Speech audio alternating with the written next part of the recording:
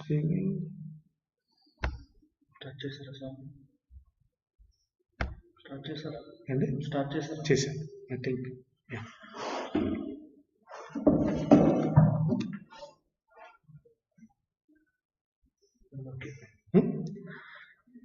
Good morning.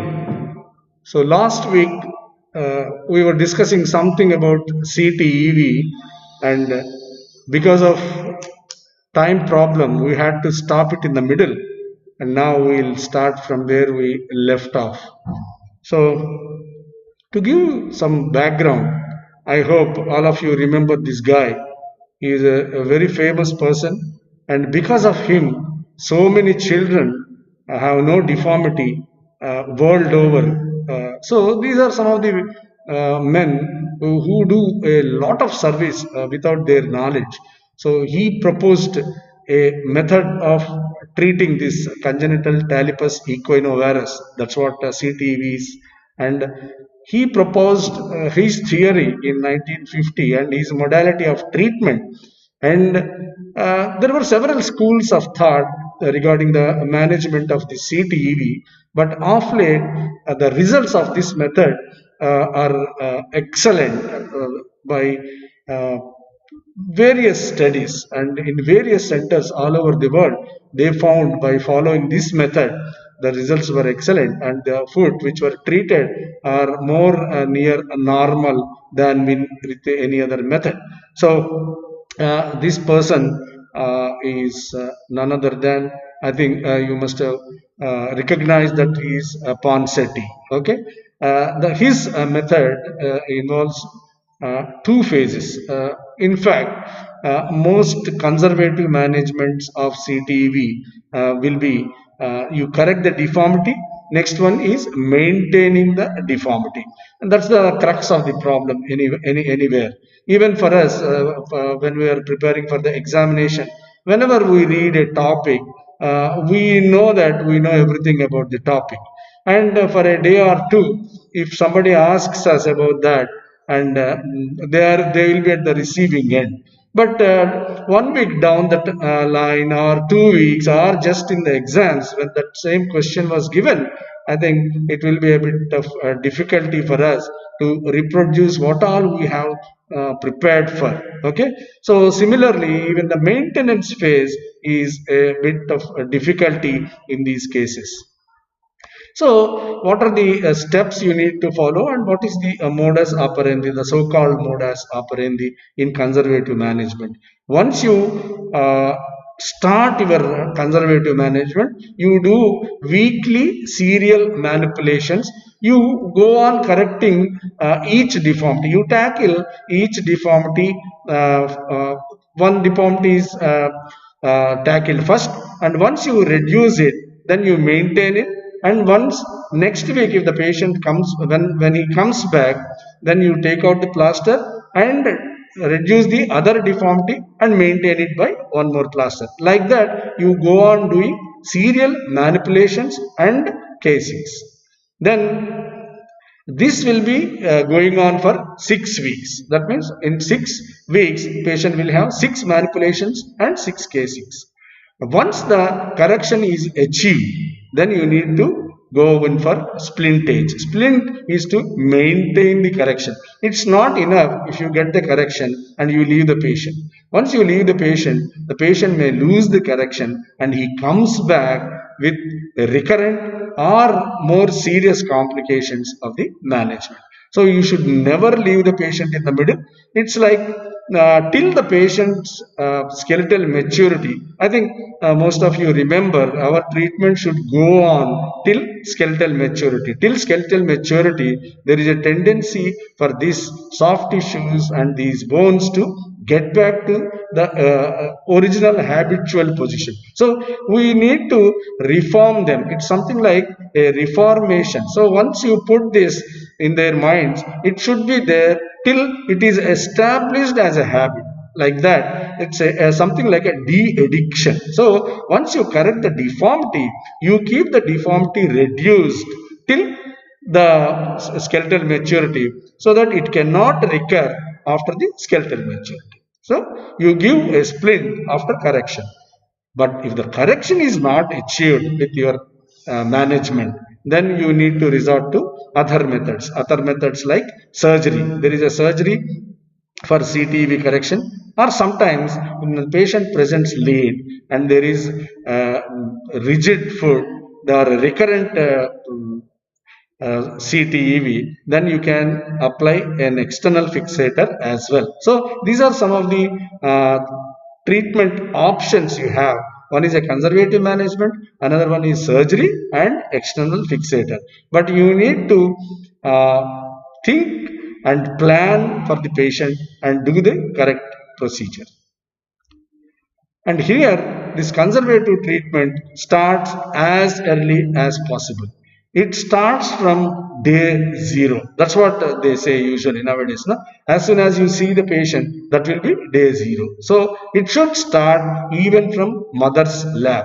So from mother's lab, there is no need for any anesthesia. You will show them how to manipulate it gently, and there should be a gradual correction, as we have already seen.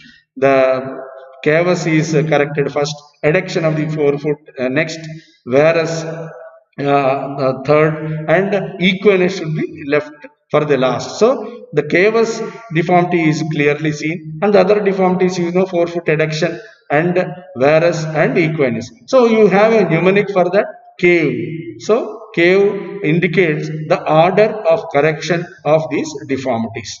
Cavus, adduction of the forefoot, V for so these are some of the things which you should remember. Once you know, then you won't forget. Cavus, adduction, varus and equinus. Equinus should be left for the last.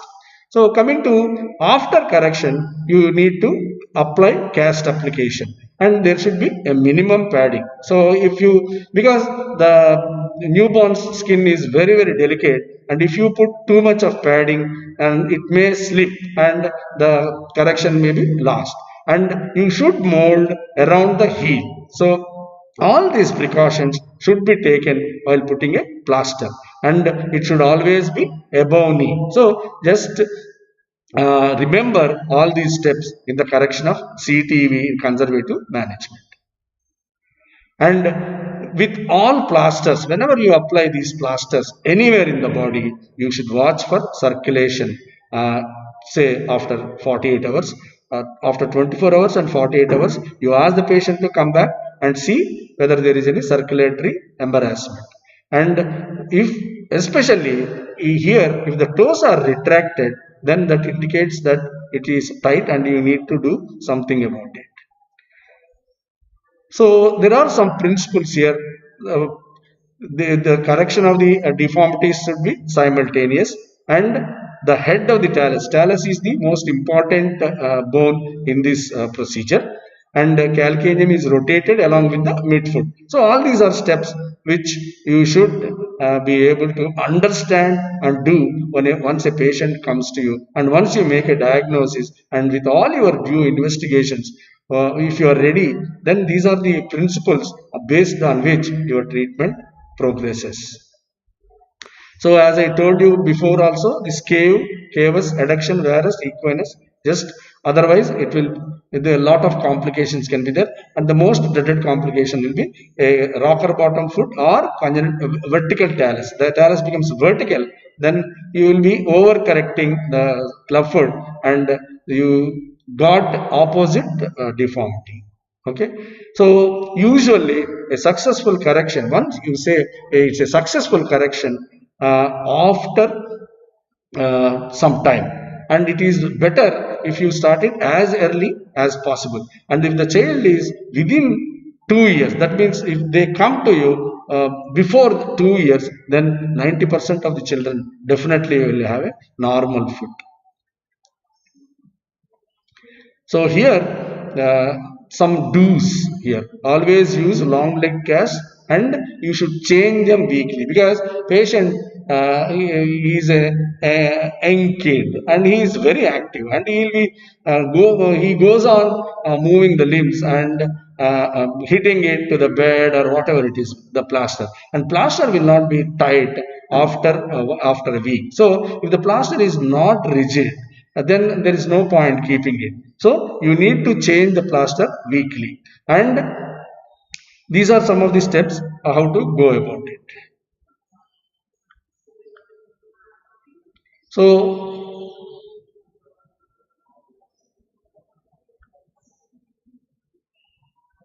once you do these castings, sometimes you may need to do a minimal surgical procedure. That is, this tendo Achilles, which is also tied, has to be lengthened. That can be done under local anesthesia in the room itself.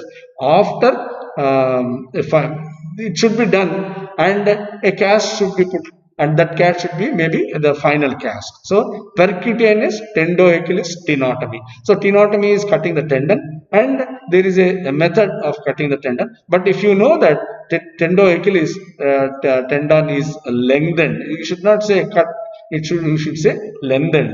Once you lengthen, the contracture, the tight structure becomes normal. So you do this percutaneously through the skin. That means you don't open the skin, visualize it and all. You can easily feel the tendoachilles from the skin, and without opening, you just pass the knife and do the tenotomy.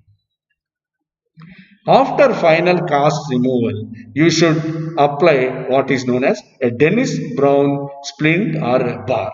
So it sets the foot in external rotation. So once the foot grows in this condition, then definitely it may not recur. So after this Dennis Brown splint should always be put after correction, not as soon as you see the patient. Once you see the patient, you do all the gradual corrections, manipulations, serial casts, and once you are happy that the total correction is there, then the total correction need to be preserved by means of splints, and Dennis Brown splint is one of them. And it should be there for full time first 3 months after complete correction, and then it should be there for the night time only for 2 to 3 years. So this is very, very important, and this is the one most of the patients attendants they neglect.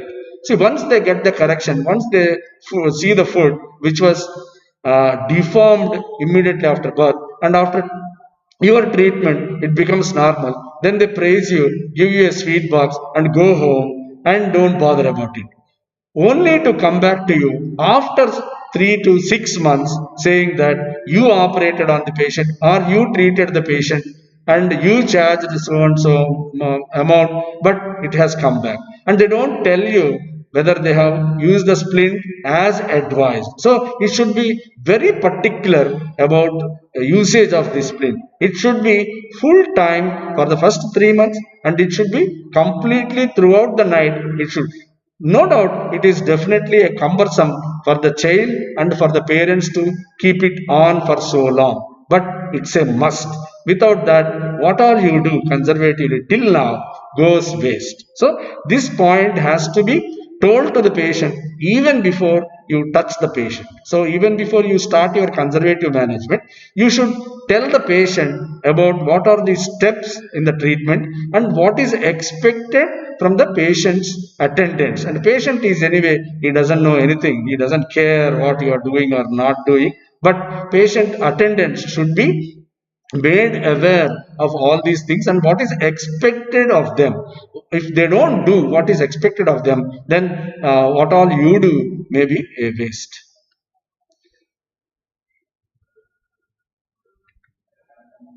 So this is one patient where all these serial casting was done, and you can see the foot being normal here. So this is, you should take a clinical picture as soon as the patient comes and after each serial correction, and after, see, this is just before you started the treatment. Then the second one, when you put you did the correction first step and you put the plaster, and next week he comes back, you open the plaster and see the deformity, it has been corrected. So similarly, as you go on till the end, then you can see a fully corrected foot here, but your job is not done. Even the patient's attendant's job is also not done. it starts from now. Okay. Next, you need to give what is known as Dennis Brown splint. So this footwear, this is called Dennis Brown splint. This is for 6 to 8 months. So then you need to use what is known as Biloni walking calipers. So please note down all these things. They are very, very important for you. It's not enough if you just operate and leave the patient, or just correct the deformity and leave the patient. But you need to see the patient till maturity, till the skeletal maturity. Patient should be followed up.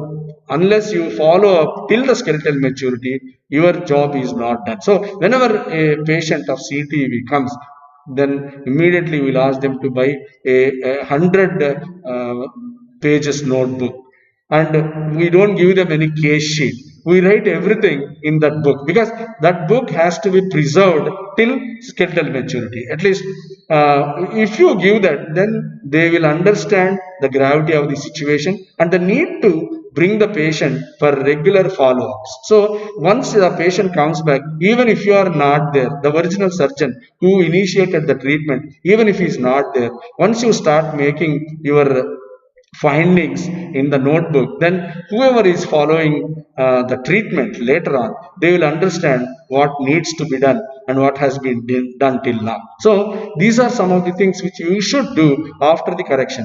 For 6 to 18 months, patient needs to use this Dennis Brown splint, and after that Biloni walking caliper, and after 4 years patient is walking and doing everything normally, then he should come for follow-ups, depending upon the residual deformity or correction.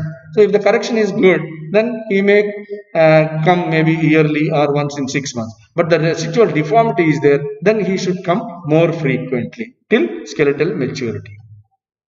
So these are some of the things. This is Biloni ebony walking caliper. This ebony walking caliper, and it should always be kept in externally rotated. So these are some of the things which need to be done for the patient. And FAO, foot ankle orthosis, which we have discussed previously. So these are some of the Dennis Brown splint, where you need to have some corrections, inherent corrections in the shoes. So buckles of the shoes should always be medial, and the affected side, it should be in 10%, 10 degrees dorsiflexion and 60 to 70 degrees adduction. So abduction, because this is plantar flexed foot, so you keep it in dorsiflexion, and there was forefoot adduction, so you keep it in abduction in the corrected position. So once you keep this, say around till 2 to 4 years, then definitely foot also achieves this position, and definitely it will become a normal one. And along with the affected, if there is the affliction is only on one side and the other side being normal, then you should not neglect the other side. You can't wear one shoe only on the affected side and the other side is left alone. That doesn't look nice. Aesthetically also, wearing a shoe on the corrected side and no shoe on the other side doesn't look. And you need to have unaffected side normal shoe, and affected side what is needed, you need to use this. And as always, even with Ponseti, there may be some recurrences around 10 to 30%. 10 to 30% is too much. That means if you do 10 patients Ponseti, if 3 patients come back to you with recurrence, then that is unacceptable. But the most heartening thing is, most of the recurrences are because of the negligence of the patient in maintaining the correction. The correction usually occurs in most of the patients. That means up to 90% of the patients, you will definitely get correction. But how to retain the correction is the most important question. And patient attendance, as I told you several times, their cooperation is a must. If that is there, then this recurrence rate also comes down. So what do you do when a patient comes to you with recurrence? Don't think that you should then send him to the neighboring orthopedic surgeon. So you can do that, but sometimes you need to know how to do your complications, how to treat your own complications or somebody else's complication. A real surgeon is one who is ready to treat complications. Unless you are ready to treat complications, don't ever think that you won't get any complications. If somebody comes and tells you that I operated an X number of patients, I am uh, yet to see a single complications in my patient, then you can definitely think that there are only two possibilities. One, he has never operated in his life, or he is a consummate liar. So every surgeon will have a set of complications. A good surgeon will have minimal complications. So never believe. So there is nothing called 100% definite guarantee in medicine. So not even drugs can act 100% in all the patients. Then surgery. There are several factors. It is multifactorial. If the surgeon is good, that's not enough. There are so many things which can go wrong in surgery, and usually they will go wrong.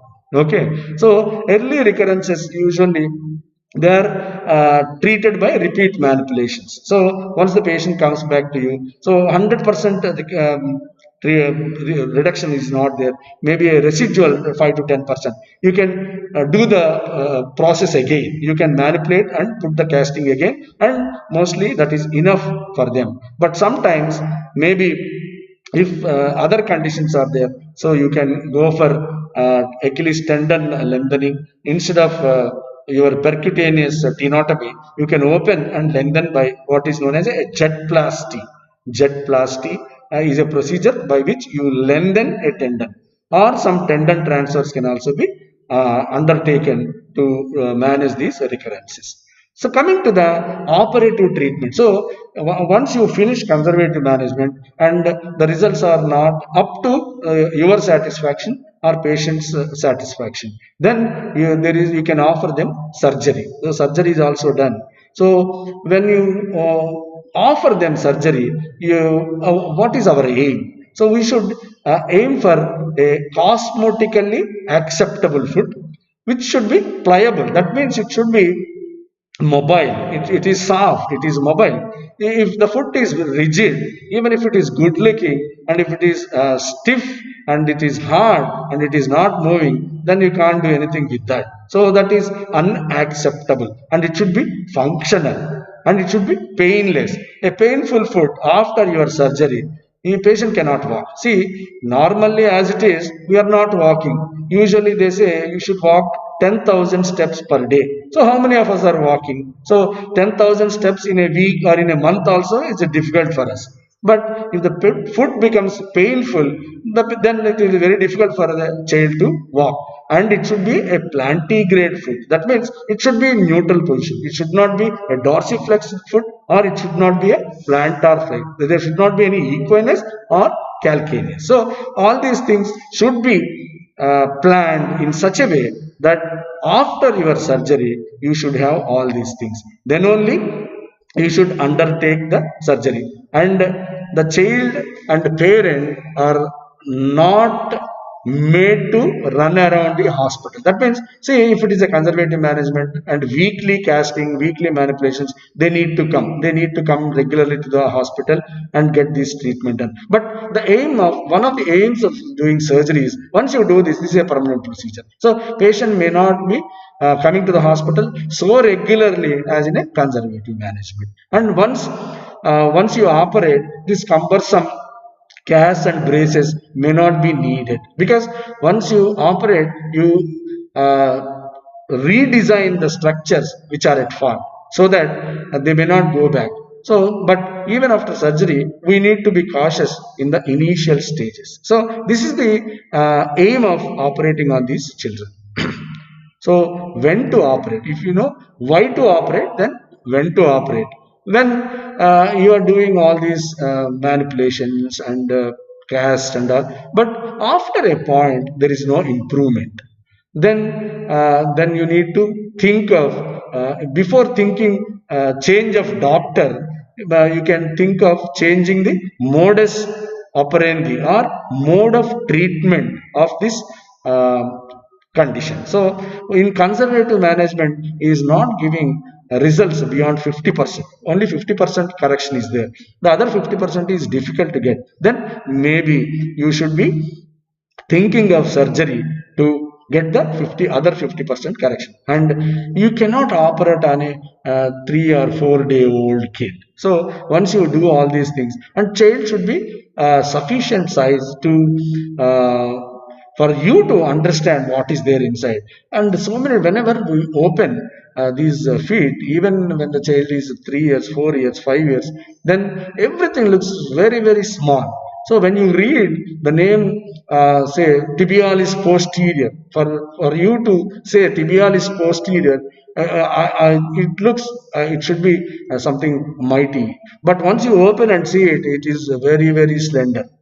So it is very difficult for you to identify the structures and to handle them and manipulate them and cut them and suture them. It's a thankless job. So you should wait till such a time so that the anatomy can be easily recognized and you can identify what's what before you cut.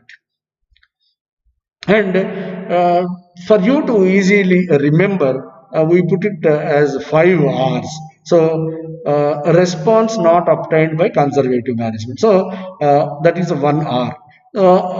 So or residual deformity. So conservative management, you get, as I told you, you reach the play to 50%, 60%, you are not getting 100%.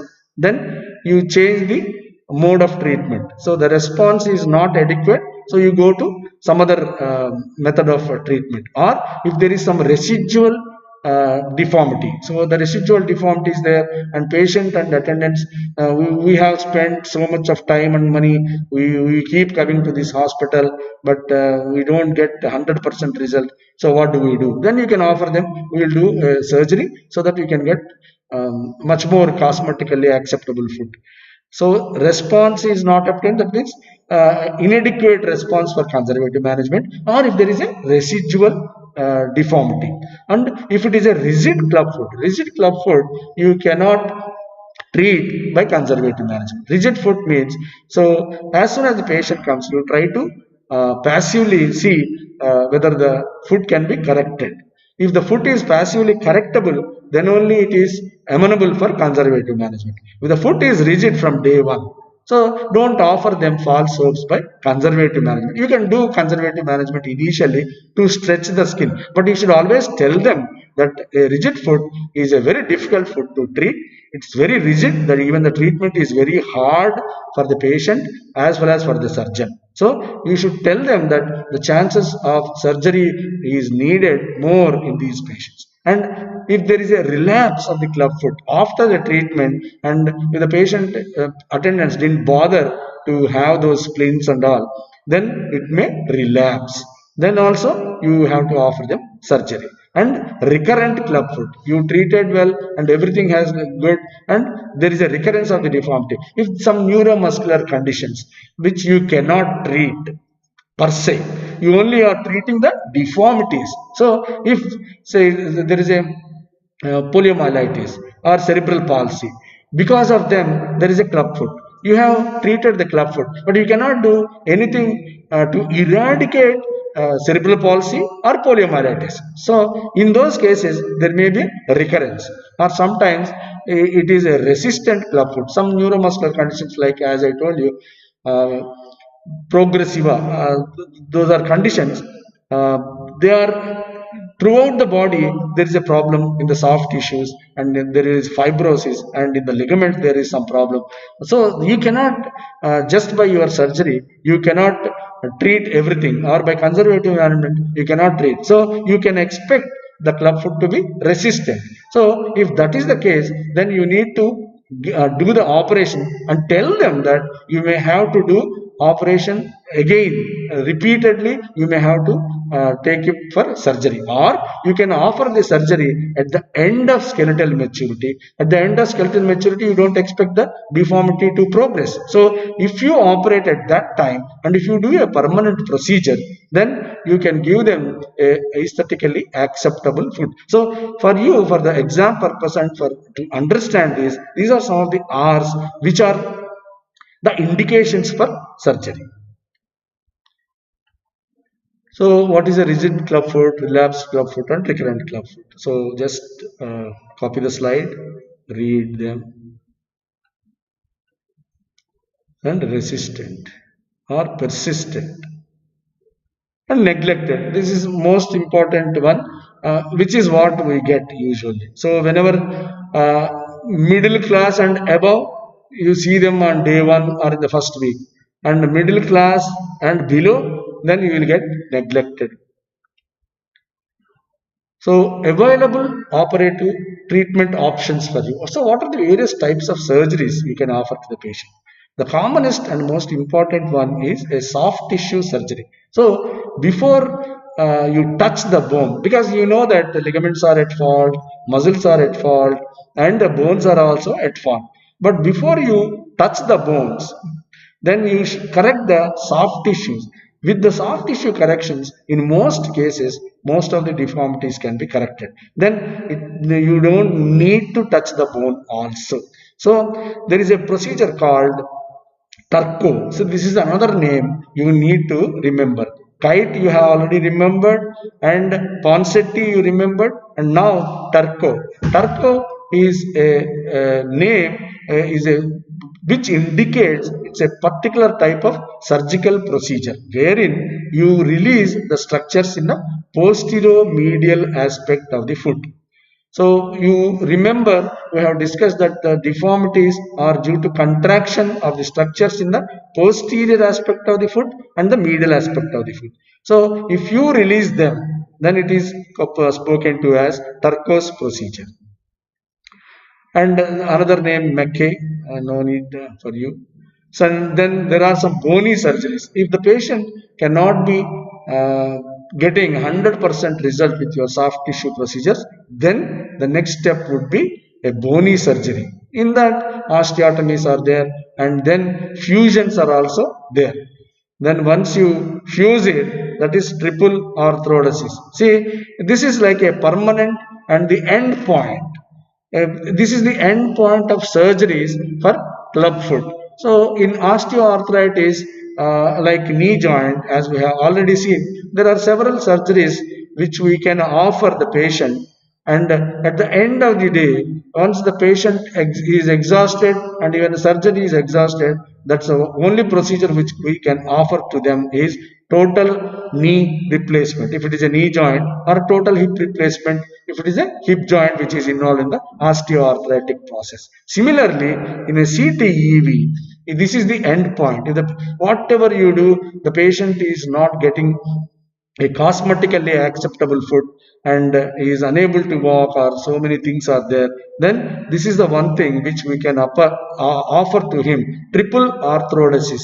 This should be done only after the skeletal maturity. So once the bones are skeletally mature, then you offer triple arthrodesis. And there are other procedures known as talectomy. You remove the talus, but they are all procedures only reserved for special cases, not usually done. So triple arthrodesis was very commonly done when I was a postgraduate. But after that, recently, it's very rare. Polio cases we are not seeing so much. So triple arthrodesis has become a rare case nowadays. And I wonder, the surgeons nowadays, they have not seen a single case. And if a case comes also, it will be very difficult for them to do a triple arthrodesis now. So which procedure to select? You should be in a clear. So you should not think that, oh, what should I do for this patient? That should not depend on your whims and fancies. There are well laid down rules. If the patient comes within 3 years, then do the posterior medial soft tissue release or Turco's procedure. And if it is more than 3 years, the soft tissue release may not be enough. So you need to go for Dwyer's osteotomy. That means you need to cut the bone. And if more than 5 years, apart from this, you need to do the tendon transfers. So as the age advances, you need to add more and more procedures to get the treatment. So you remember these things, that starting with soft tissue correction, it ends with arthrodesis. So there are so many procedures in between, because this condition is not a simple one. You can have, there are 3 or 4 deformities, and they can be in any combinations or permutations. So there are endless combinations. That's why we have many procedures to offer to the patient, and it's like a mathematical equation. So if the patient has this, then you need to do this. So if you remember, there are more than one procedure for this, more than one combination of the problem.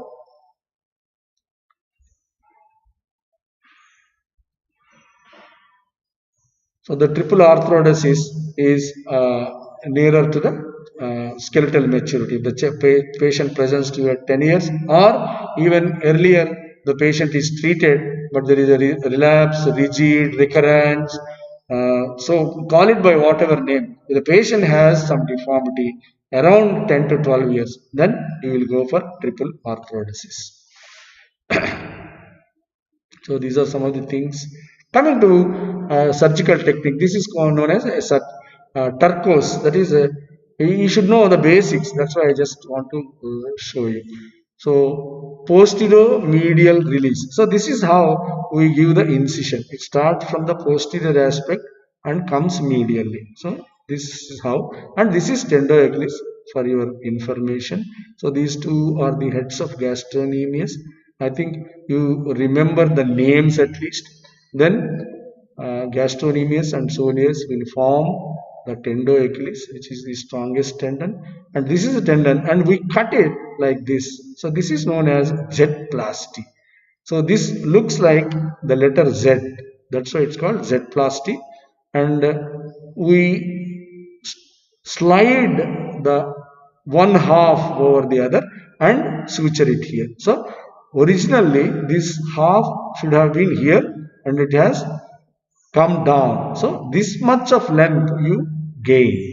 So the contracted tendoachilles is lengthened by means of Z-plasty. So similar procedure is done to lengthen the other tendons. So every tendon, like you see posterior, tibialis posterior, flexor digitorum longus, flexor hallucis, all these tendons, whenever somebody says Z-plasty, all the ligaments can be lengthened by means of Z-plasty. This is one of the commonest and most simple method of lengthening a tendon. So this is Z-plasty, and you on the medial side and the posterior side, you do the release of contracted structures. So here you lengthen the by Z-plastic tendoachilles, and posterior capsule of the ankle and subtalar joints. So the capsule is cut, that is capsulotomy.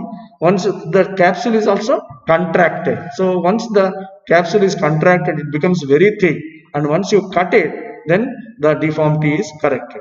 Then you release posterior talofibular and calcaneofibular. So these were all the ligaments which were also contracted. So once you go back to the structures which are contracted on the posterior aspect, so these are the structures which are contracted and they are released. Posteriorly, the most important thing is tendoachilles, and later posterior capsule. If the deformity can be easily corrected with Z-plasty, you stop with that. If the deformity is not completely corrected, then you do the capsulotomy of the ankle and subtalar joints. With that, if the deformity is corrected, you stop there. Even with that, it is not corrected, then you release the ligaments. So this is a stepwise correction. You see, you do that procedure and look at the deformity. If it goes, you stop there.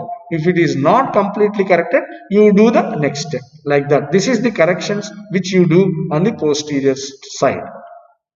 On the medial side, what you do, posterior side you lengthen tendoachilles. On medial side, you lengthen tibialis posterior, flexor digitorum longus and flexor hallucis longus. As you told, see, they look something like this. See, very, very small and slender. Just imagine doing this on a child of, say, 1 year or 2 years. It is very difficult as it is to identify what is what and to cut them, jet plastic, and suture them. You can just imagine. And you should remember that there is a special name which comes in association with CTEV. This is known as Master Knot of Henry. Master Knot of Henry is nothing but a small ring which keeps FHL and FDL together. So once you cut the ring, then you can easily separate them. You need to cut this ring. See, it's something like this. It is here, something like this. So you should identify. It is very, as I told you, it is very difficult for you to identify individual tendons. So this can help us. So if you find a fibrous band which is holding two tendons together, then that is the master knot of Henry. So in our surgical textbooks, they say that first identify this master knot of Henry. Then it will be very easy to track FHL and FDL above and below. FHL is flexor ligament, long flexor tendon of the great toe, hallux, and digitorum means flexor for the other toes. So you need to do jet plasty for FDL and FHL and tibialis posterior. Tibialis posterior is very easy to identify. It's not a problem. It's on the, see, these are the structures which are coming from posterior onto the medial side of the foot here. So you have a, unfortunately for us, you have this artery and vein and nerve here. So there are everything looks similar. See, in this situation, in this age group, even every tendon looks like a nerve, every tendon looks like a vessel, and vessel looks like a tendon, and it's very, very difficult, and you should be very, very careful before you put your knife here. So these are the some of the structures which are coming onto the medial side. So tibialis posterior, this is the big one, is tibialis posterior. So you do jet plasty and you catch hold of flexor digitorum and flexor hallucis, and you should not do anything to this neurovascular bundle. Okay, never try to lengthen these things. Once you try to lengthen, then patient will lose the limb and you will lose your license. So Turcos procedure is posterior-medial release. So, and apart from that three tendons, you release three ligaments: talus, talonavicular, and superficial part of the deltoid. As I told you, deep part of the deltoid you don't touch. Only superficial part and spring ligament, and in severe cases other ligaments are also cut. So just remember what are done in posterior medial release or Turcos procedure. On the plantar side, you have what is known as a plantar fascia. People do come to you with a heel pain, that is called a plantar fascia. It is a very, very common condition. And patient, the typical symptoms would be as soon as you get up from prolonged sitting or after sleeping, immediately in the morning when you get up, then it will be like walking on pins and needles.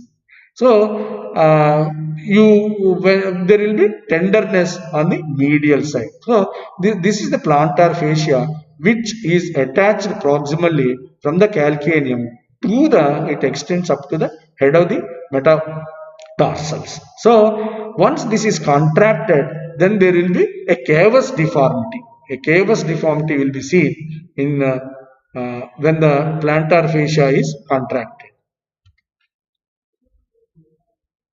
So once this is contracted, then definitely because of its attachment here, this attachment and this attachment try to come close. Then you will develop what is known as a cavus deformity. So whenever there is a cavus deformity, you need to release that plantar fascia.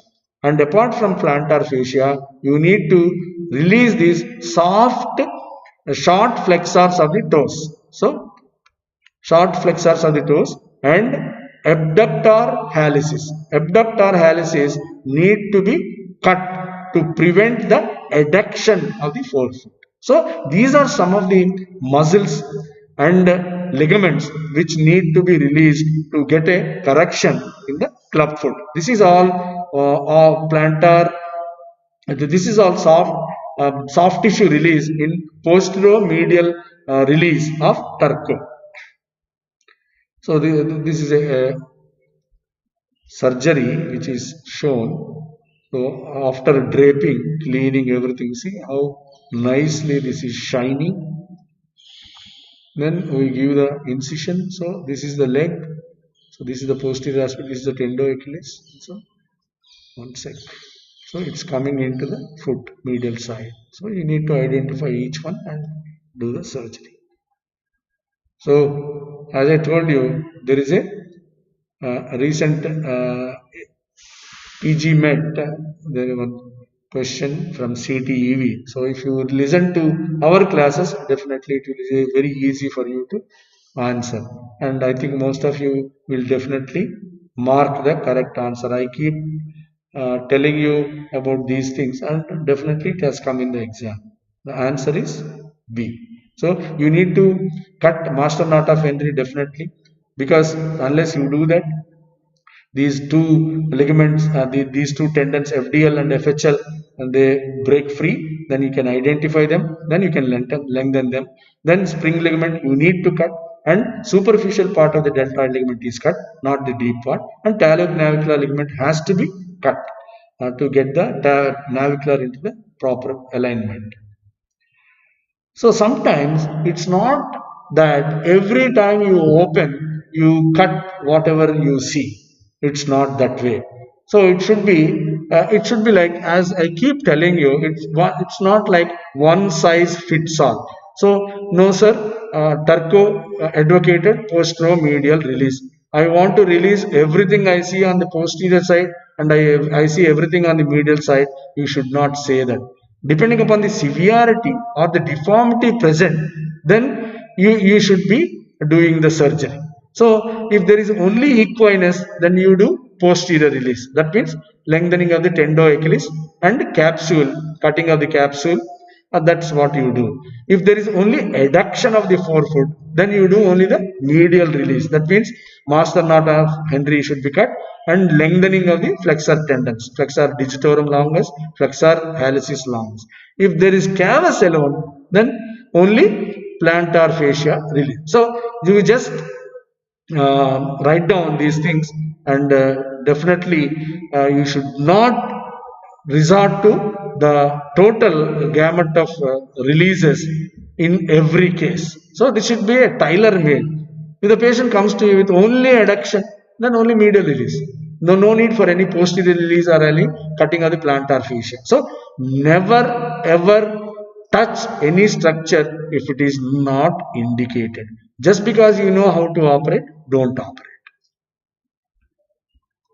So there are some tendon transfers are also needed, which are, I think, beyond the scope of UG. So you know that sometimes tendon transfers are also needed to correct this deformity completely. Coming to triple arthrodesis, you should know a bit about triple arthrodesis. What do you mean by triple arthrodesis? Triple, as most of you know, triple means 3. Arthrodesis, you fuse the bones. So there will be 3 fusions. Instead of 1, you do 3 fusions. And as we keep telling you that the talus is most important bone. So you fuse talus all around. So talus is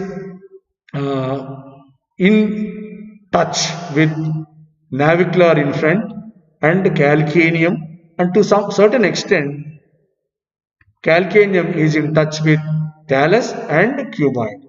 So what are the joints which you fuse? You fuse talonavicular joint. Here talus and navicular. This TRS color indicates what bones you are cutting where. So this talus and navicular, they should be fused here, and talus and calcaneum, this is called a subtalar joint. This should be fused here, and calcaneum and cuboid. You should fuse it here. So this is a joint. When you want to fuse a joint, what you should do? You should have a raw area of both the bones. Unless both the bones have a raw surface, they will not fuse. They will not become one bone. So what is the structure which prevents these two getting raw? Means the articular cartilage. The articular cartilage which is present in these should be removed. The cartilage and the capsule has to be removed. They should be made into a rough surface, and then you keep the foot in whichever position you need, and it will be fused. So you put a K-wire or something like that till the bony union is there. So the three joints which are fused here are subtalar, calcaneocluboid and talonavicular, and it should be done after age of 12 years. And I want to tell you one more entrance bit here. And out of all these joints which are fused, commonly non-union occurs between talus and navicular. So there is an entrance bit which says that the non-union is very common in talonavicular joint. After triple fusion for CTEV, non-union is common in one of the following joints. That is, they may ask you talonavicular, calcaneocuboid, anterior subtalar, posterior subtalar. Suppose once somebody says anterior and posterior subtalar, usually if you don't know anything about it, when you start thinking about that, you say once they say anterior and posterior, the answer must be in one of these two. Because he has asked it twice, maybe it is in anterior or posterior. But don't fall for that. This is talonavicular joint is the commonest joint which can undergo non-union. So external fixation. So other method of treatment is external fixation. So if the patient comes to you very late, or if it is a rigid one and previously operated or previously treated, and relapse is there, very rigid, and the patient is walking on the deformed foot, he has big callosities, skin is not normal. If all these things are there, then you don't operate. When the skin is not normal, you should never try to operate, because skin is the main thing which prevents infection. So if the skin is not normal, skin has callosity, skin is having some ulcers, you don't operate, and you extend them a procedure called external fixation. So the basic principle is you apply tension and stress to the soft tissues so that they gradually mold and assume normal posture. It's not so simple as it sounds. Okay, so for you just remember that there are two procedures which can be taken up in this external fixator treatment. One is Ilizaro, other one is known as Jess. This is also a type of external fixator, but this one is promoted by, you should be very happy that it is done by one of our own colleagues, Dr. Joshi from Mumbai. So this is known as Joshi's External Stabilization System. So Jess. So Ilizaro, all of you know that he's a Russian orthopedic surgeon who saved so many limbs, and the procedure and the principle behind the procedure are two different things. In Ilizaro, you do everything simultaneously, but in Jess, you do sequentially. So that means you correct one deformity first, and after some time you do the other.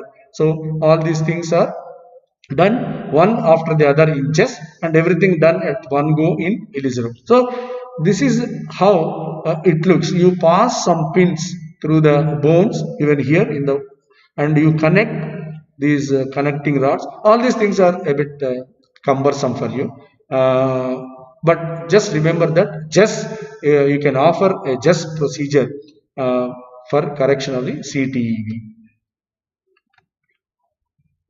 And we have done several.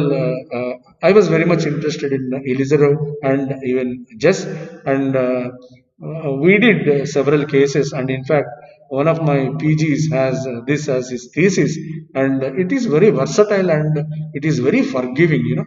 So even if you make some minor mistakes and all, so it is all forgiving, and the patients are very very happy uh, after the correction, because once you do this. The need to wear these braces and splints is not too long. Once you do conservative management, patient should be, but you do this nearer to skeletal maturity. So what all deformity correction you get, and if they maintain it for a relatively lesser amount of time, most of the patients are very very happy. And sometimes they come and meet me, and as soon as they come, they take out their shoe, and once they show that, you feel like you are on top of the world, because the moment you see them initially they were depressed, and also now they are very confident, and you feel that you have done something useful in life for once. So in conclusion, the most important thing should be early detection. So you should know the clinical condition that you should diagnose, and you should intervene as early as possible. So entrance bit may be there in Ponseti method. When you start treatment, you start treatment as soon as you see. So if you are called, if you are an orthopedic surgeon, if you are called for a after a new birth somewhere, that it is foot is deformed, if you see that and if you diagnose CTU, you start from then, you start from day zero, that is day zero, you start to get success, more success rather.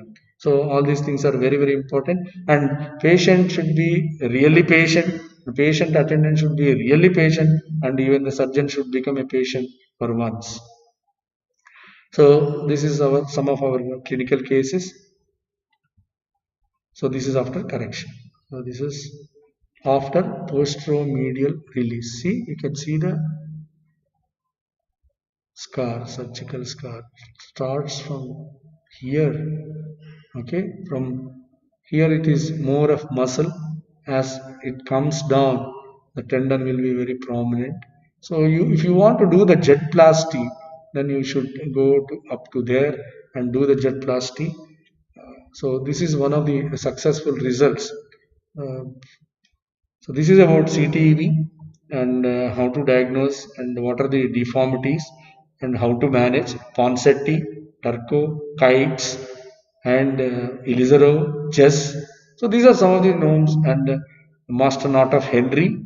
So these names should ring a bell that it could be a CTEV, and then everything should flash before your eyes that what is CTEV, what are the deformities there, cavus, adduction of the forefoot, varus of the heel, and equinus. So this cave should come, and what are the soft tissue release, what do you do medially, what do you do posteriorly, what are the flexor tendons you need to cut, you need not cut, you lengthen, and tibialis posterior, and triple fusion, what are the joints you fuse, talo-navicular and subtalar or talo-calcaneal and calcaneo-cuboid, and deep part of the deltoid ligament you should never cut, and talonavicular joint is the joint which is more prone for non-union. So all these things should flash before eyes. That they will do once you read about this after the class. Then definitely that will be there in the hard disk. You can retrieve them. So this is one a nice photograph. Somebody has done a lot of work, and this is a season for this Khan and all. So this is quite amazing, is it not? This is called amaze. So amazing. Okay. Thank you very much. So see you in next class.